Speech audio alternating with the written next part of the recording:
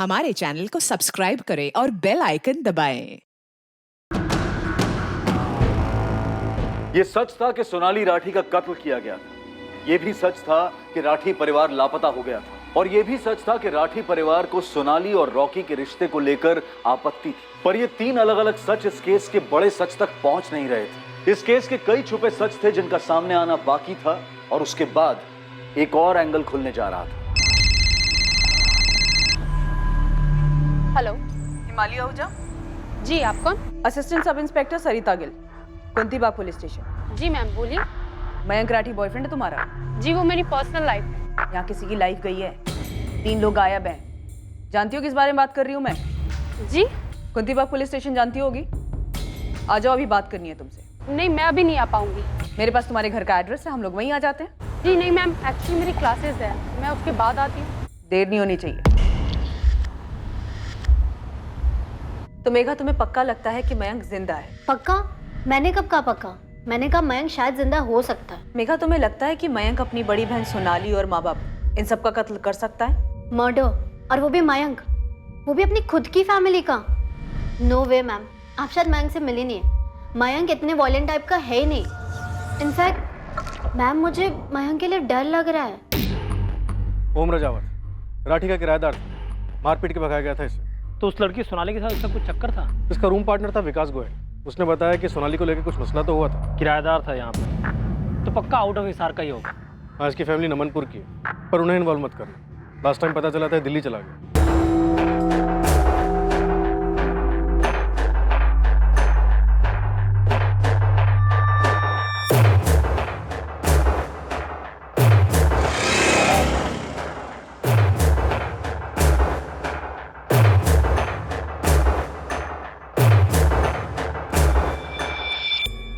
Sir आपने बुलाया मुझे?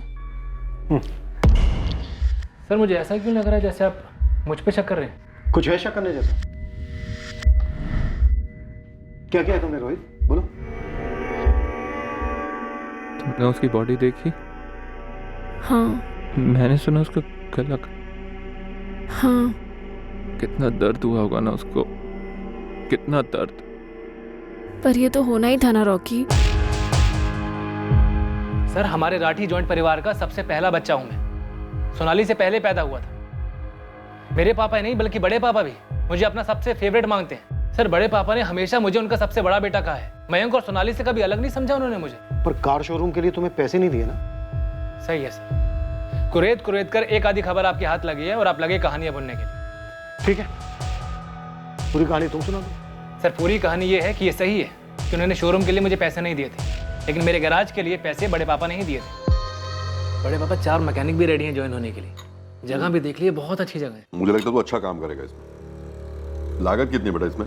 कुल मिला के 15 लाख का इन्वेस्टमेंट है बड़े पापा, लेकिन रिकवरी के अच्छे चांसेस हैं। हाईवे है ना, एकदम हाईवे के साथ लगी हुई जमीन है। मैं 20 लाख दूंगा तुझे, ढंग से जमा की गैराज खोल और अपना बिजनेस शुरू कर। थैंक यू बड़े पापा, thank you very much. Sir ये रिश्ता है हमारा सगे बाप बेटे जैसा। और एक कार शोरूम की बात, तो उन्हें लगा कि गाड़ियों की मार्केट डाउन होने की वजह से अभी सही समय नहीं है इस बिजनेस का। मैंने उनकी राय मान ली। तगड़ी समझ है सर उनको बिजनेस की। तगड़ी जमीनें भी हैं, तगड़ा बैंक बैलेंस भी है। पहले से है सर। और 4 साल पहले मेरे पापा और बड़े पापा ने चंडीगढ़ में अपनी पुश्तैनी जमीन बेची थी, जिसके अच्छे खासे पैसे मिले थे।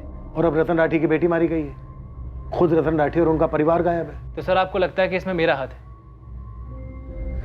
सर मैं अब आपको कैसे समझाऊं, हमारे परिवार तो अलग अलग परिवार नहीं है। सोनाली मेरी सगी छोटी बहन थी, मयंक मेरा सगा छोटा भाई है। सर अगर आपको कोई भी सबूत मिलता है ना कि सोनाली को मैंने मारा या मैं किसी भी तरह इसमें इन्वॉल्व था, तो सर आप मुझे कोर्ट मत लेके जाइएगा, वहीं के वहीं गोली मार दीजिएगा मुझे। और तुम्हें इस बात का पूरा यकीन है कि हमें कोई सबूत नहीं मिलेगा? सर मुझे पूरा यकीन है कि सोनाली को रॉकी नहीं मारा है और उसने बड़े पापा, बड़ी माँ और मयंक के साथ कुछ करवा दिया है। मैं इस बात से हैरान हूं सर कि आपने अभी तक रॉकी पर रस्सी क्यों नहीं कसी है? जिस चीज पर कसी जानी चाहिए कसी जा रही है। यानी कि मुझ पर, है ना सर? सर मैं जानता हूं कि मेरा नाम गिरीश दहिया ने आपको बताया, पर सर आप ये नहीं जानते कि रॉकी ने उस गिरीश को अपनी जेब में रखा हुआ है। रॉकी के पास कोई जादू की छड़ी है जिससे वो किसी को भी अपनी जेब में रख लेगा? सर आप उस रॉकी को नहीं जानते, लेकिन मैंने उसे बहुत करीब से देखा है। सर वो लोगों का ब्रेन वॉश कर रहा है, अपने आप को बचाने की कोशिश कर रहा है वो। रॉकी, तुम इस वक्त गहरे सदमे में हो, पर ये बात तुम भी अच्छी तरह जानते थे कि सोनाली आग से खेल रही है। मैंने भी वार्न किया था उसे।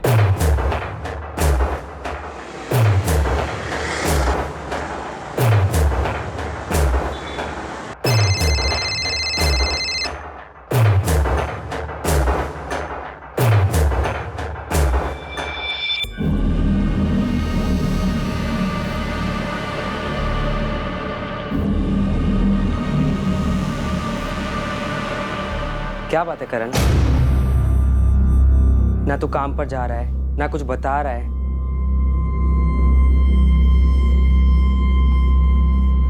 कुछ गलत किया है क्या? तो फिर ये चुप्पी क्यों भाई?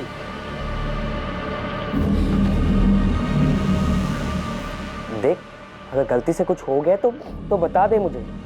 हर चीज का हल होता है, मैं संभाल लूंगा। अच्छा बोल, क्या हुआ? आप क्या कह रही हैं मैम? मयंक कहाँ है हिमाली? मुझे क्या पता, मुझे खुद न्यूज़पेपर के जरिए पता चला कि मयंक की सिस्टर का मर्डर हो गया और उसका पूरा परिवार गायब है। फोटो छपे थे, शायद आप ही लोगों ने छपवाए होंगे। तुम इतना क्यों उत्तेजित हो रही हो? क्योंकि आप मुझसे ऐसे सवाल किए जा रही हैं। मुझे क्या पता कि मयंक कहाँ है। मयंक की सिस्टर का मर्डर हुआ है, तुम्हारा बॉयफ्रेंड और उसके माँ बाप गायब है। तुम पे कोई खास असर नजर नहीं आ रहा है। मुझे समझ में नहीं आ रहा आप मुझसे चाहती क्या है। आपसे किसने कहा कि मुझे पता होगा मयंक कहाँ है? मेघा ने आपसे चुगली की है। तुम कुछ तो जानती हो हिमाली। देखो, हम तुम्हारा फोन 24 घंटे टैप कर रहे हैं, तुम पे नजर भी रखे हुए हैं। अगर तुम ये सब अवॉइड करना चाहती हो तो बोल दो सब कुछ। क्या सब कुछ? हमें पता चला है तुम मयंक के टच में हो। मैम, वो मेघा बकवास कर रही है, जलती है वो मुझसे, इसीलिए मेरे बारे में फालतू अफवाहें फैलाती है। मयंक और मेरे बीच ऐसा कुछ सीरियस नहीं है। इवन मैं तो इस झमेले में फंसना भी नहीं चाहती। मयंक अपने डैड से इतना डरता है, इतना डरता है।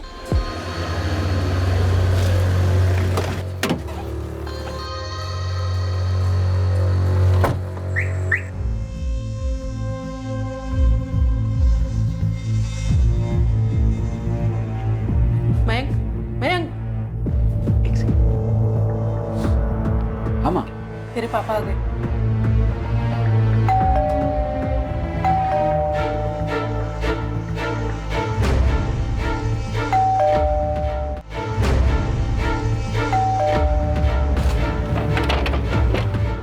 चलो जल्दी चलो। अरे जाओ।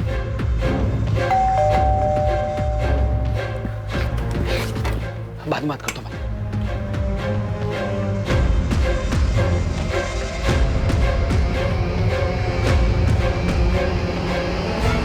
मैं शॉक्ड थी मैम। अपने डैड से इतना भी क्या डरना? अगर वो हमें साथ देख लेते तो क्या हमारी गर्दन काट देते?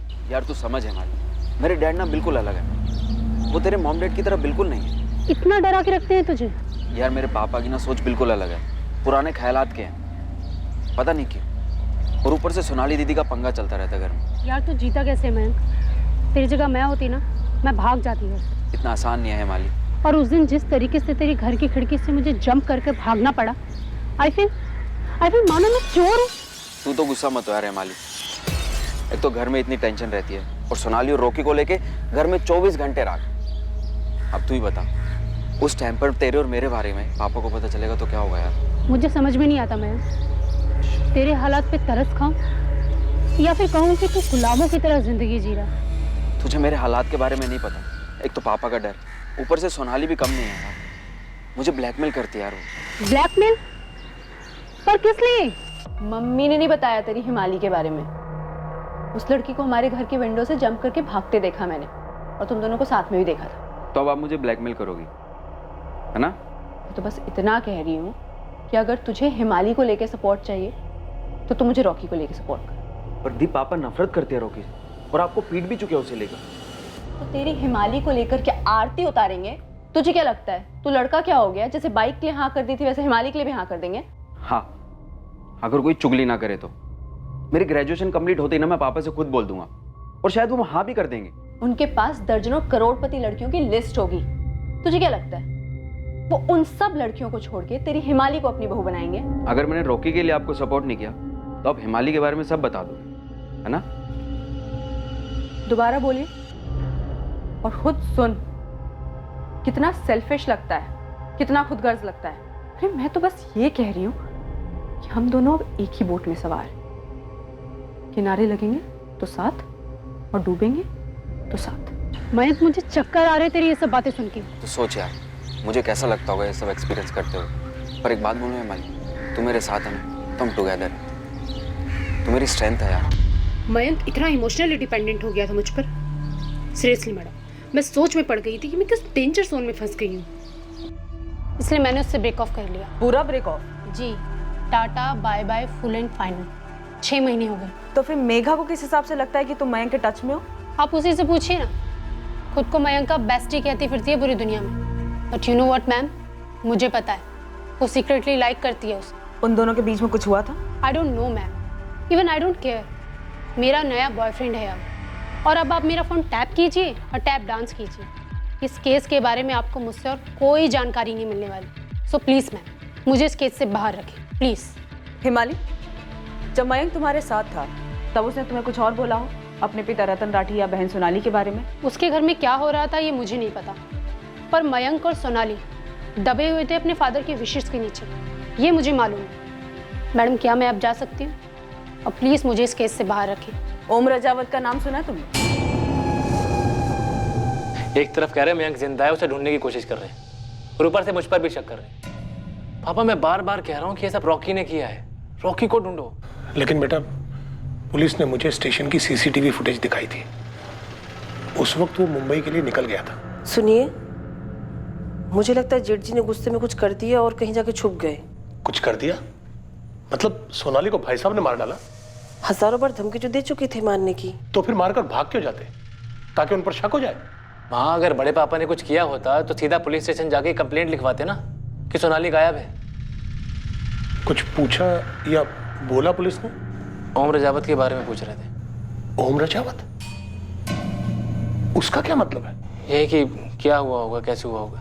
जरूर विकास ने बात बताई होगी। सर, मैंने हिमानी के कॉल स्कैन किए, उसने सारे कॉल अपने नए बॉयफ्रेंड को ही किए हैं। मयंक के साथ वो पिछले 6 महीने से टच में नहीं है। तो बेसिकली मेघा ने जलन की वजह से हिमाली का नाम उछाला। एग्जैक्टली सर, ये मयंक का छुपे होने वाला एंगल होल्ड ही नहीं करता है। और ये रोहित वाला एंगल, हम एक पॉइंट तक पहुंच तो पाए हैं पर वहां भी डेड एंड। और बचा ओम रजावत। रोहित बार बार बोल रहा है कि सोनाली के कत्ल में रॉकी का हाथ है। कहीं हम कुछ मिस तो नहीं कर रहे सर? सर, खुद तो मुंबई में जाके बैठा था ये रॉकी। क्या पता किसी के थ्रू कुछ करवाया हो, किसी को सुपारी दी हो। खबरें लगा दो काम।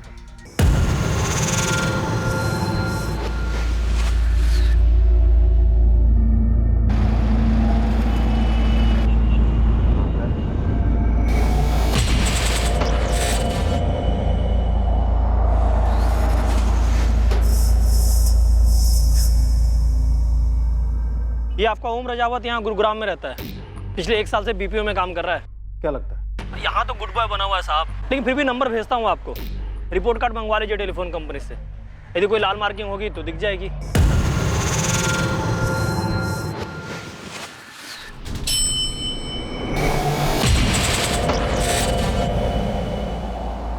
सोनाली राठी। ये क्या हुआ सोनाली को? मर्डर। इसका मतलब सोनाली के पिता ने उसकी हत्या कर दी?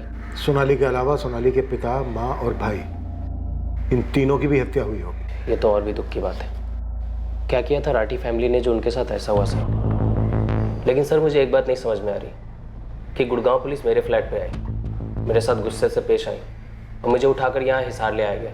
आपको क्या लगता है कि मैं क्या बता पाऊंगा इस मामले में? सबसे पहले हमें तो ये बता कि जब राठी परिवार गया किराएदार था तो राठी परिवार ने तेरी पिटाई क्यों की थी? राठी परिवार ने तुम्हें घर से क्यों निकाला था, और घर से निकलते वक्त तुमने उन्हें धमकी क्यों दी थी? तो आप उस धमकी को इस मामले से जोड़ें। 1 मिनट सर, आप कहना क्या चाहते हैं कि 3 साल पहले मैंने जो धमकी दी थी उसे पूरा करने के लिए मैं वापस लौटा और राठी परिवार के सभी सदस्यों को आके मार दिया? धमकी दी थी तो धमकी देने के पीछे कोई वजह भी होगी ना? हाँ, दी थी। मेरा मतलब, मेरा जो रूममेट था विकास, मैंने उसके सामने गुस्से में कहा था कि इन सबको देख लूंगा। बहुत गुस्से में था, बहुत बुरी तरह से मारा था इन लोगों ने मुझे। छोड़ो मुझे, क्या कर रहे हो? ओम, क्या कर रहे हो? छोड़ो, छोड़ो मुझे। तेरी ये हिम्मत तेरी। मेरी बात तो सुनिए। सोनाली, क्या हुआ बेटा? पापा, पता नहीं, मैं तो सो रही थी, अचानक से मेरे ऊपर। क्या कर रहा था ये? क्या कर रहा था ये? सोनाली नीचे जा नीचे। बहन जी एक बार मेरी बात सुनेंगे प्लीज। चुप। कल सुबह सूरज निकलने से पहले अगर तो अपना सामान लेकर यहाँ से नहीं निकला तो उन्हें सीधा शमशान भेज दूंगा, समझा? समझा कि नहीं समझा?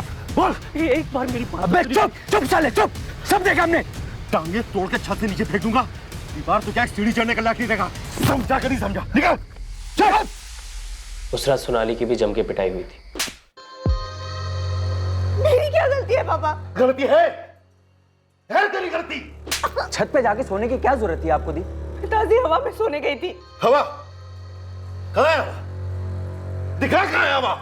खुला न्योता दिया तूने उस कमीने ओम को, वो कुत्ता दीवार चढ़ के आ गया तेरे पास। मैंने कोई न्योता बता नहीं दिया, मुझे क्या पता था कि वो दीवार चढ़ के ऊपर आ जाएगा। चुप, एकदम चुप। खबरदार तू आज के बाद छत पर कदम भी रखा तो। सोनाली के कमरे में उसकी पिटाई हुई, उसके साथ गाली गलौज हुई, ये बात तुझे कैसे पता चली? पूछे कैसे पता? कैसे पता? बोल। सर उस रात जब मैं दीवार चढ़कर छत पर पहुंचा तो मुझे नहीं पता कि उस रात ऐसी कौन सी नई आवाज हुई जिससे वो दोनों बाप बेटे वहां, क्योंकि उससे पहले ऐसा कभी नहीं हुआ था।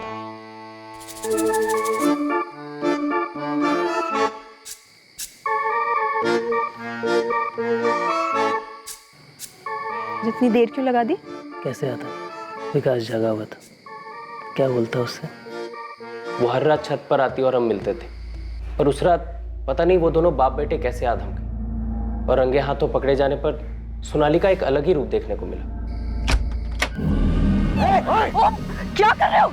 छोड़ मुझे, छोड़ मुझे। किसी को भी गुस्सा आएगा ना सर। जब मैं बैग पैक करके निकल रहा था तो मैंने गुस्से में विकास को बोला था कि इन सबको देख लूंगा मैं, पर इसका मतलब ये नहीं था कि खून वून कर दूंगा। मैं एक पढ़ा लिखा सॉफ्टवेयर इंजीनियर हूँ सर, मेरे आगे मेरा पूरा करियर था और इस तरह जलील किया गया मुझे। देख लूंगा से क्या मतलब था तेरा? क्या इरादा क्या था तेरा? मैं चाहता था कि सीधे उनके घर पे जाऊं और बेल दबाकर सिर्फ एक बात पूछूं कि सालो तुम्हारी बेटी ने सिर्फ तब चिल्लाया छोड़ो मुझे जब तुम दोनों वहां आधम के। अगर मैं उसके साथ जबरदस्ती कर रहा था तो वो पहले क्यों नहीं चिल्लाई? पर तूने ऐसा नहीं किया, वो चुपचाप वहां से निकल गया। हाँ, एक्चुअली मैं ऐसा करने जा ही रहा था, तभी सोनाली का मैसेज आया मुझे। ओम आई एम वेरी सॉरी यार, तुम्हें पीटा गया और गलत समझा गया। मेरी भी सॉलिड पिटाई हुई। प्लीज़ सीधे चले जाओ, उन्हें मेरी सच्चाई मत बताना प्लीज़ यार। उन्हें सच्चाई पता चली तो मेरे टुकड़े हो जाएंगे, सीरियसली। मैं तुझे हमेशा याद रखूंगी। प्लीज़ इस बात को यही भुलाकर चले जाना। प्लीज़ तेरे हाथ जोड़ती हूँ, पैर पड़ती हूँ मैं, प्लीज़। तो मैंने भी सारी बातों पे मिट्टी डाली और अपनी लाइफ में आगे बढ़ गया। कुछ और बता सकते हो जिससे हम कातिल तक पहुंच सकें? सर ये 100% मुमकिन है कि सोनाली का मर्डर राठी फैमिली ने ही किया हो, और अब जब रतन जी, मयंक और सुषमा जी गायब हैं तो ज़रूर सोनाली के साथ किसी लड़के का भी मर्डर किया हो। रॉकी सिंह, लेकिन वो तो जिंदा है। ये तो बहुत अजीब है, क्योंकि या तो दोनों को साथ में मारते या फिर पहले उसे फिर सोनाली को मारते। अगर इन दोनों को मार के राठी परिवार कहीं छुप सकता है तो वो कहाँ जा सकता है? तुम 2 साल किराएदार थे उनके, कुछ तो बता सकते हो? उतना तो कभी ध्यान नहीं दिया सर। हाँ, सोनाली के चाचा है संजय राठी और उनका लड़का रोहित, वो भी मिले होंगे इस मर्डर में। काफ़ी करीबी रिश्ता है उनका और सोच भी एक जैसी है उनकी। उन दोनों बाप बेटों पर शक है हमें, लेकिन अभी तक उनके खिलाफ कोई सबूत नहीं मिला। इनका एक और खास है, गिरीश दहिया, जो स्टोर कम चलाता है, उनकी चमचागिरी ज़्यादा करता है। पता है सर, मैं जब भी उस रात के बारे में सोचता तो अपनी पीठ थपथपाता कि उस रात मैंने जोश से नहीं होश से काम लिया। अगर उस रात गुस्से में आकर मैंने रतन राठी को सब कुछ बता दिया होता कि मेरे और सोनाली के बीच क्या चल रहा है, तो शायद उसकी मौत ही हो गई होती। फिर एक सुकून भी मिलता है कि मैंने ऐसा होने नहीं दिया, और अब देखो ऐसा ही हुआ। इन्वेस्टिगेशन इस केस के हर एंगल, हर मकसद के चक्कर काटने के बाद फिर वहीं आकर पहुंची जहां से इसकी शुरुआत हुई थी, ऑनर किलिंग का एंगल। अगर ये ऑनर किलिंग का केस था तो मर्डर के बाद रतन राठी, उसकी पत्नी सुषमा राठी, बेटा मयंक राठी कहां गायब हो गए थे? फिर 1 हफ्ते से छपा रहे हैं सर, लेकिन कोई खबर नहीं। राठियों के बैंक अकाउंट्स में कोई मूवमेंट? No sir. रईस परिवार है, अब तक हम ये मानकर चल रहे हैं कि उन्होंने अपनी बेटी की ऑनर किलिंग की। भला कोई इतने महीनों तक अपना घर बार, इतना बड़ा बिजनेस छोड़कर कैसे गायब रह सकता है? ऑनर किलिंग नहीं है, और अगर इन तीनों को कत्ल किया गया तो लाशें तो होनी चाहिए।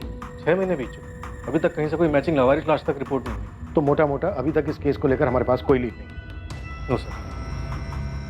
इन्वेस्टिगेशन एक डेड एंड पर आ पहुंची थी। राठी परिवार के तीनों सदस्यों की कोई खबर सामने नहीं आई थी। सोनाली का प्रेमी रॉकी और उसकी ऑफिस कलीग प्रज्ञा के बीच बढ़ती करीबी देखी गई, पर कोई ऐसा सुराग नहीं मिला जो सोनाली के कत्ल की तरफ इशारा करता। सोनाली के मर्डर को और राठी परिवार को गायब हुए अब पूरा 1 साल बीत गया और फिर जुलाई 2018 में अचानक इस केस से जुड़ी एक बात सामने आई।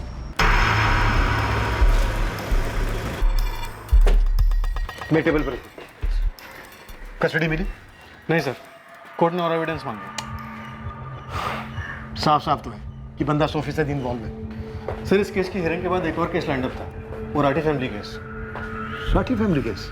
हाँ सर, वो संपत नहर पे लाश मिली थी ना सोनाली राठी की। हाँ हाँ हाँ, बाप माँ बेटा तीनों गायब थे। सोनाली मर्डर केस में क्या मैटर आया सुनवाई के लिए? सर, ये लॉयर से पेपर्स लाया।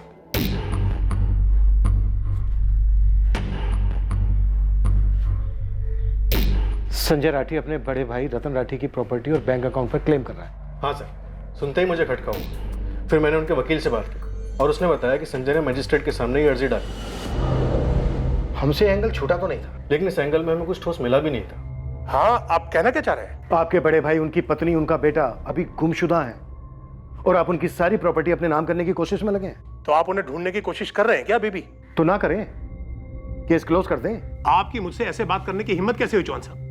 इशारा क्या है आपका? सर, 1 साल से ऊपर हो चुका है, ना तो आप सोनाली के कातिल को ढूंढ पाए, ना ही बड़ी पापा, बड़ी माँ और मैंग का पता लगा पाए। मिसिंग है, गायब। अभी तक कुछ पता नहीं है उनके साथ क्या हुआ और आप उनकी सारी प्रॉपर्टी, सारे बैंक अकाउंट्स अपने नाम ट्रांसफर करने में लग गए।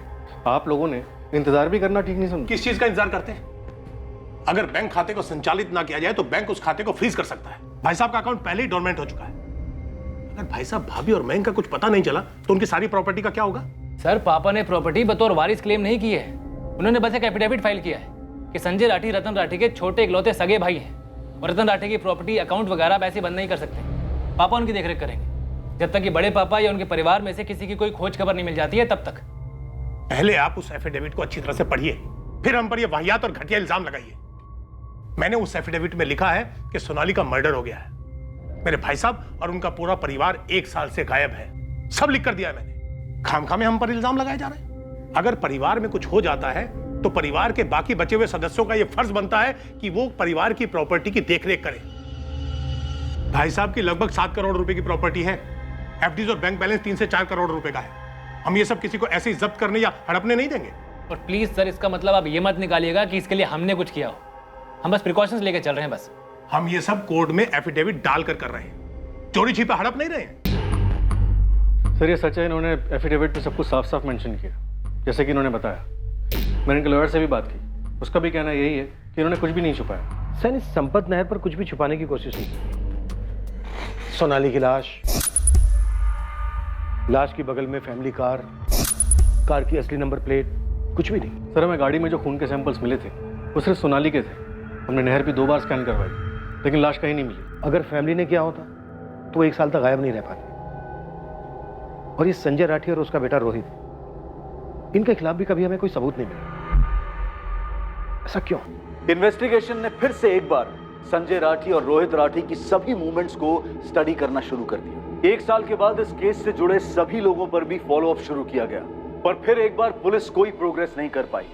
केस हल होने का नाम ही नहीं ले रहा। 1 और साल बीत गया, केस फाइल धूल चाटती रही और फिर आया एक फोन कॉल। सोनाली।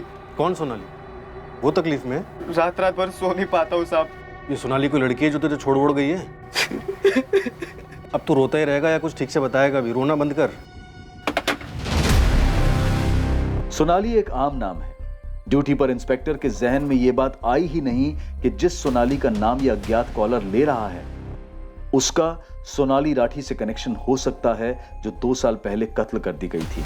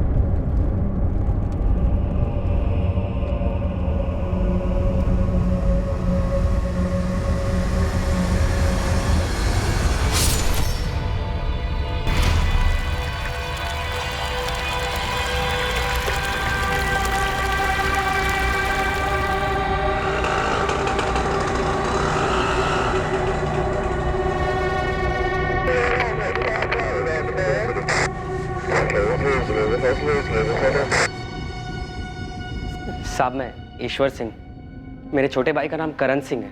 हमने अंदर क्या किया किसी केस में? नहीं साहब, वो तो आपको फ़ोन किया जा रहा था, कुछ बताने की कोशिश कर रहा था सोनाली के बारे में। हाँ हाँ, एक हफ्ते पहले की बात है। रोज आ रहा था फ़ोन पर, ठीक से बात नहीं हुई हमारी। क्या हुआ, क्या बात है? साहब 3 दिन पहले मेरा भाई एक्सीडेंट में मारा गया साहब। ओह, क्या कहना चाहता था वो? मुझे भी नहीं बताया साहब, 2 साल से बिल्कुल हिला हुआ था, दिमागी तौर पर ठीक नहीं था साहब वो। हमने डॉक्टर, वैद्य, हकीम सबको दिखाया पर कोई असर नहीं हुआ साहब। काम काज भी छोड़कर बैठा था, कुछ खाया जा रहा था साहब उसे। तो तुम क्या चाहते हो ईश्वर?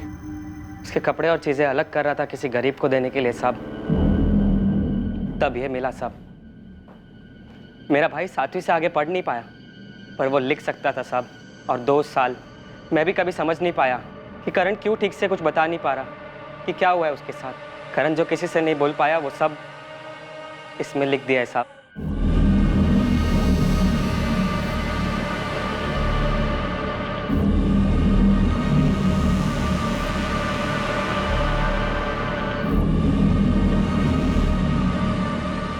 सब कुछ लिख डाला है और ऐसे लिखा है मानो उसे मालूम था कि जल्द उसकी मौत आने वाली है।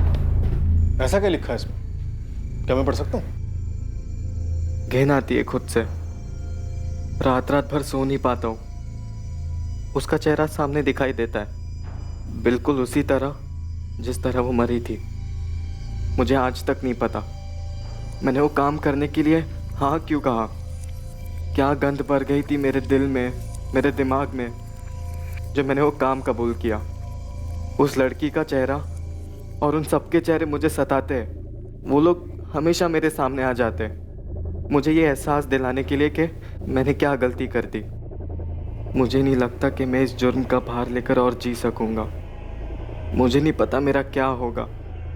मैं कुछ भी करूं, आप मुझे जितने भी पैसे दे दो, पर मैंने जो गलत किया है उसका पाप कभी नहीं मिटेगा, कभी नहीं। और तुम्हें इसका बिल्कुल अंदाजा नहीं था? होता तो आपके पास ऐसे आता साहब। मैं बस अपनी भाई की हालत देख देख कर खुद ही हताश होने लगा। मैं तो सोच भी नहीं सकता था कि उसके गैराज का मालिक उससे ऐसे काम करवा रहा है। तब वो सिर्फ 17 साल का था साहब। क्यों किया ऐसे रोहित सेठ ने?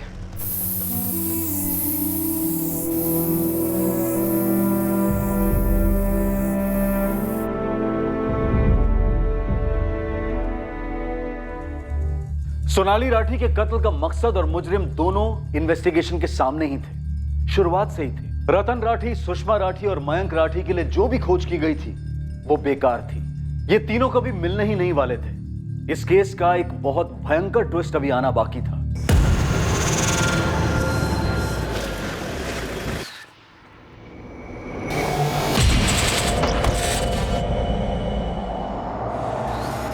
जी सैनी साहब। शक तो हमें पहले से ही था और हमारी लाइन में अक्सर ऐसा होता नहीं है, पर कभी कभार तकदीर सबूत खुद हमारी झोली में डाल जाती है। क्या मिला है आपको? तुम, और तुम्हें हमारी गोदी में डाला एक लड़के की आत्मा ने। करण सिंह नाम था उसका, जो 3 दिन पहले एक एक्सीडेंट में मारा गया। कभी यहाँ इस गैराज में काम करता था और तुमने उससे ऐसा घिनौना काम करवाया जिसने उसे जीते जी मार डाला। वो खुद तो मर गया लेकिन अपने पीछे सबूत छोड़ गया। वैसे मैं सुपर स्टोर गया था गिरीश दैया को ढूंढने के लिए। सुपर स्टोर बंद है। वो भी चला गया है। कहाँ चला गया? ऊपर, हमेशा हमेशा के लिए। गिरीश ने आत्महत्या कर ली है।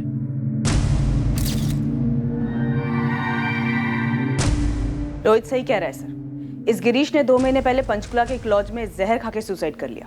गिल्ट, अफसोस की वजह से। ऐसा ही कुछ होना चाहिए सर। आप मुझे जितने भी पैसे दे दो, पर मैंने जो गलत किया है उसका पाप कभी नहीं मिटेगा, कभी नहीं। मुझे अब पैसे नहीं चाहिए रोहित भैया, गिरीश भैया। पूरे 5000 हैं, रख ले, तेरे काम आएंगे। नहीं चाहिए मुझे। करण, पूरा 1 साल हो चुका है। पुलिस ने केस भी बुला दिया है, तेरा तो नाम तक सामने नहीं आया है। हाँ, पुलिस हम तक पहुंचकर खाली हाथ लौट गई, तुझ तक कैसे पहुंचेगी? तू ये बेकार के ड्रामे मत कर। क्यों हमारी नींद उड़ा रहा है तू?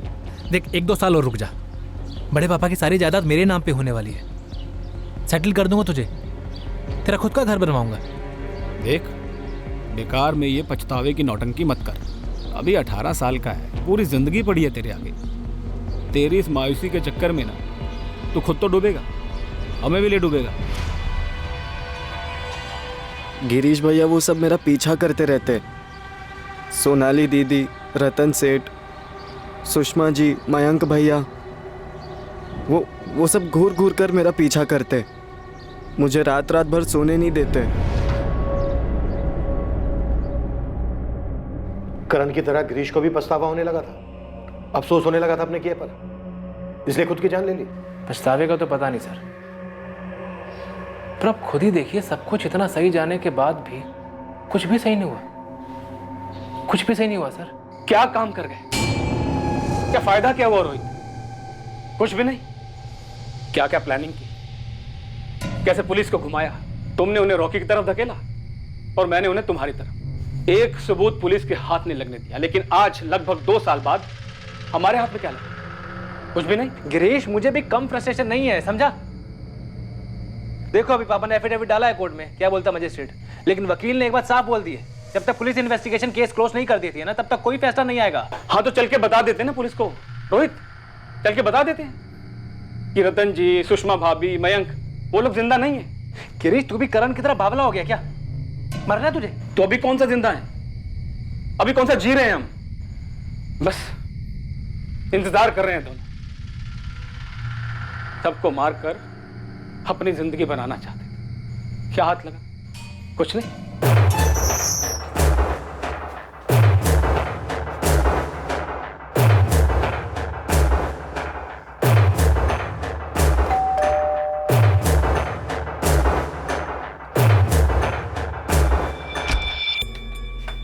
अरे रोहित बेटा। नमस्ते बड़ी मम्मी जी। अरे आ जाओ, अंदर आओ, आ जाओ।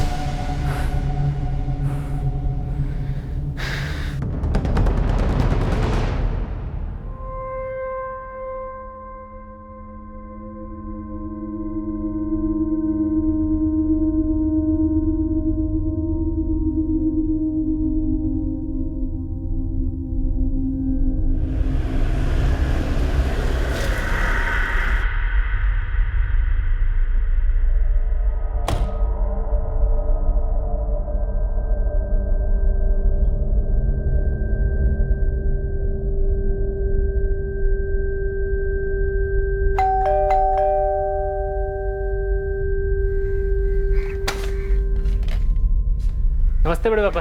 अरे रोहित, कैसा बेटा? जी अच्छा।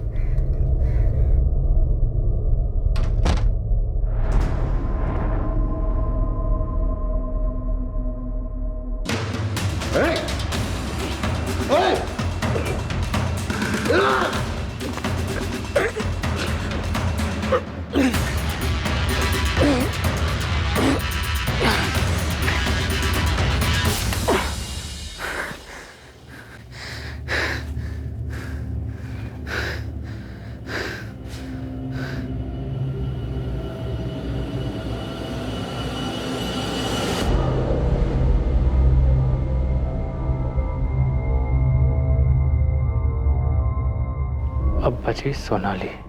रोहित, सब एक जैसे नहीं लगने चाहिए, वरना आसान होगा पुलिस के लिए पता लगाना। सब काम कर गया, प्लानिंग परफेक्ट, अंजाम परफेक्ट, लेकिन फायदा हुआ? पैसा, जमीन, जेवर, कुछ हाथ नहीं लगा। गिरीश, मैंने जो करना था किया, उसके आगे क्या कर सकता था? क्या कर सकता हूं मैं? अब भी क्या कर सकता हूं? सोनाली को कैसे मारा?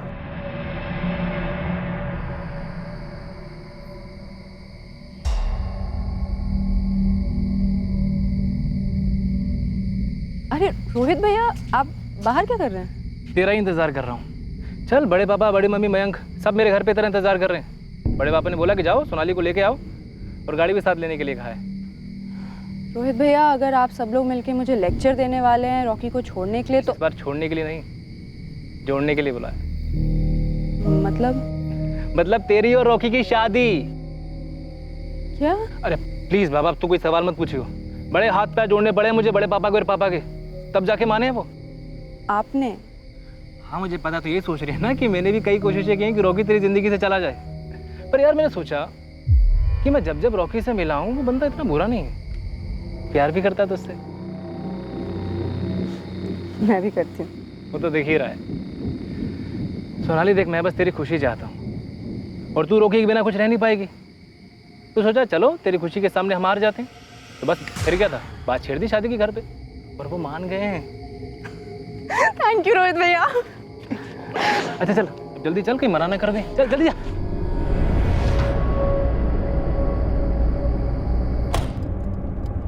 मैंने सोनाली से बोला कि मैं बीच में किसी काम के लिए उतर रहा हूँ। उसने माइंड नहीं किया। वो अपनी खुशी में खोई हुई थी। उसकी शादी जो होने वाली थी।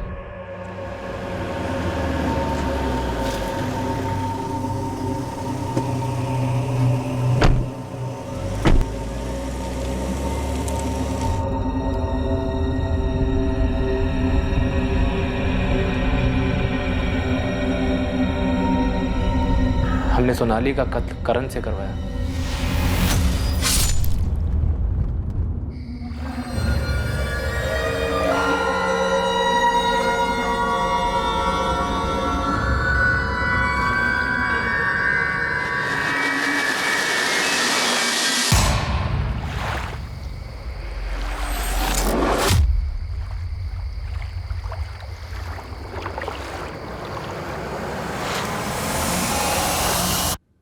सोनाली की लाश कार के साथ नहर पर छोड़ना, ये पैतरा था ना तेरा, ताकि हमें बाकी की तीनों लाशें ना मिले।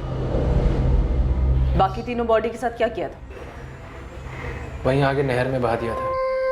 सोनाली की बॉडी को नहर पर छोड़ने के बाद हम घर लौटे, सब साफ सफाई की, और बाकी तीनों लाशों को गिरीश की कार की डिक्की में डाला, और फिर नहर पहुंच गए।